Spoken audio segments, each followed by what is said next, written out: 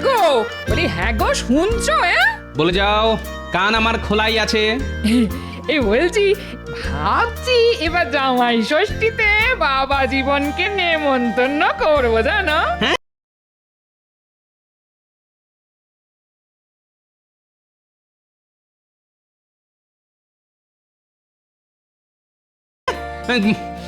কি বললে?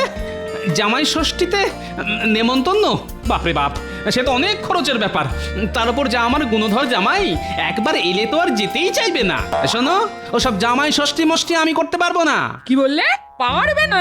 তাহলে আমার যেদিকে দু চোখ যায় চলে যাব, এই আমি বলে দিলাম। হ্যাঁ, এই দেখো, সকাল সকাল অলক্ষণে কথা। আরে তুমি চলে গেলে আমার জন্য কে রান্না করবে বলো? আহা, আচ্ছা এরকম কি করতে আছে সোনা? ওসব সোনার উপা বলে কিছু হবে না। হ্যাঁ, আমার পরিষ্কার কথা, হয় জামাই ষষ্ঠী নয় বিদায়। হ্যাঁ, আরে, রাজসভায় যাবার মুখে এ তো আচ্ছা ঝামেলায় পড়া গেল। ঠিক আছে ঠিক আছে, আগে রাজসভা থেকে ঘুরে আসি, তারপর বলবো। এখন পথ ছাড়ো দেখি। না, এখনই যেতে হবে। হ্যাঁ, না হলে রাজসভা থেকে ঘুরে এসে আমাকে আর ঘরে দেখতে পাবে না। কি যন্ত্রণায় পড়লাম রে বাবা।